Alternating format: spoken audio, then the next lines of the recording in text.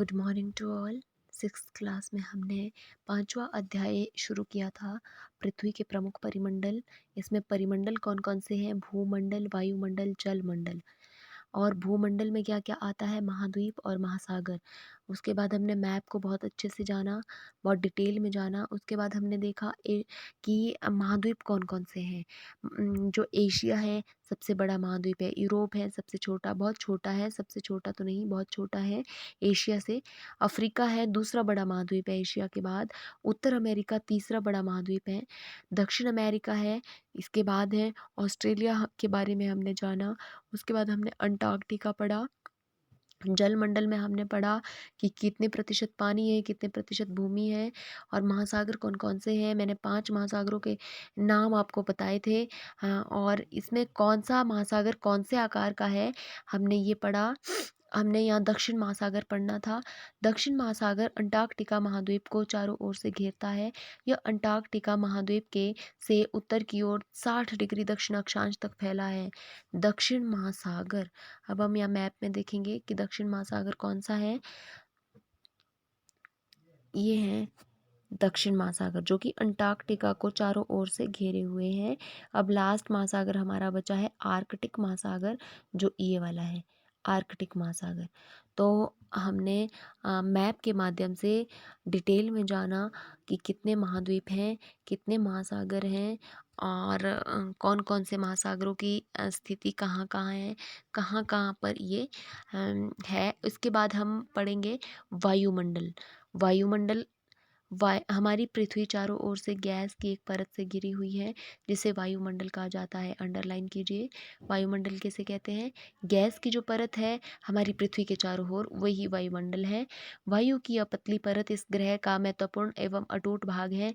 यह हमें ऐसी वायु प्रदान करती है जिससे हम लोग सांस लेते हैं। यह वायुमंडल हम लोगों को सूर्य की कुछ हानिकारक किरणों से बचाता है। वायुमंडल 1600 किलोमीटर की ऊंचाई तक फैला है। वायुमंडल को उसके घटकों, तापमान और अन्य आधार पर 5 परतों में बांटा गया है। इन परतों को पृथ्वी की सतह से शुरू करते हुए अब आपको 5 की 5 परतों के नाम याद रखने हैं। क्षोभ मंडल, समताप मंडल, मध्य मंडल, आयन मंडल, बहिर्मंडल। अंडरलाइन कीजिए और इन सब के नाम याद रखिए। वायुमंडल मुख्यतः ऑक्सीजन और नाइट्रोजन का बना है, जो कि साफ तथा शुष्क हवा का 99% भाग है। किन किन गैसों से मुख्यतः बना है? ऑक्सीजन और नाइट्रोजन। आयतन के अनुसार नाइट्रोजन 78%, ऑक्सीजन 21% तथा दूसरी गैसें जैसे कार्बन डाइऑक्साइड, आर्गन और इत्यादि की मात्रा 1% है। आपको होमवर्क में मैं दूंगी ये सब कुछ, इसलिए अच्छे से पढ़िए। ऑक्सीजन सांस लेने के लिए आवश्यक है, जबकि नाइट्रोजन प्राणियों की वृद्धि के लिए आवश्यक है। कार्बन डाइऑक्साइड यद्यपि बहुत कम मात्रा में है, लेकिन यह पृथ्वी के द्वारा छोड़ी गई ऊष्मा को अवशोषित करती है, जिससे पृथ्वी गर्म रहती है। यह पौधों की वृद्धि के लिए भी आवश्यक है। ऊंचाई के साथ वायुमंडल के घनत्व में भिन्नता आज आती है। यह घनत्व समुद्री तल पर सबसे अधिक होता है। जैसे जैसे हम ऊपर की ओर जाते हैं तेजी के साथ घटता है। अंडरलाइन कीजिए, वायुमंडल की जो डेंसिटी है, घनत्व है, वो जो जब हम समुद्री तल पर होते हैं तो वहाँ पर डेंसिटी मतलब घनत्व सबसे ज़्यादा होता है और ऊंचाई में सबसे कम होता है। आप जानते हैं कि पहाड़ों पर पर्वतारोहियों को हवा के घनत्व में कमी होने के कारण सांस लेने में कठिनाई होती है। ऊंचाई पर सांस लेने के लिए उन्हें अपने साथ ऑक्सीजन सिलेंडर लेकर जाना पड़ता है। जैसे जैसे हम ऊपर की ओर जाते हैं तापमान घटता जाता है।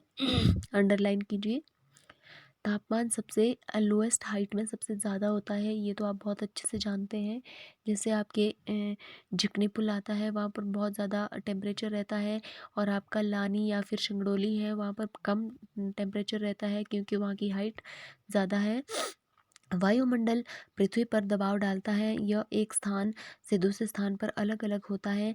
कुछ क्षेत्रों में अधिक दाब महसूस होता है, जबकि कुछ क्षेत्रों में कम। वायु दाब से निम्न दाब की ओर बहती है। गतिशील वायु को पवन कहते हैं। अब आप ये याद रखिए पवन किसे कहते हैं। अब आपके लिए ये होमवर्क है आज का, पवन किसे कहते हैं। हाँ, निम्न वायु किस दाब से किस दाब की ओर जाती है, और जो वायुमंडल का घनत्व है वो सबसे अधिक कहाँ होता है, और कितने कितने प्रतिशत गैसें हवा में पाई जाती हैं। वायुमंडल क्या है, और दक्षिण महासागर की स्थिति कहाँ पर है। 7th क्लास का मुझे बहुत कम बच्चों के होमवर्क मिल रहे हैं। मैं जो कुछ आपको काम दे रही हूँ, आप मतलब 19 बच्चे हैं 7th क्लास में।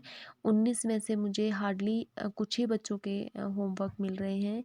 मुझे नहीं पता आप लोग काम कर रहे हैं या नहीं कर रहे हैं, लेकिन मेरी आपसे हाथ जोड़ के विनती है, पेरेंट्स से भी और बच्चों से भी, कि आप अपना अपना काम बहुत सिंसियरली अच्छे से कीजिए। आज के लिए बस इतना ही। धन्यवाद।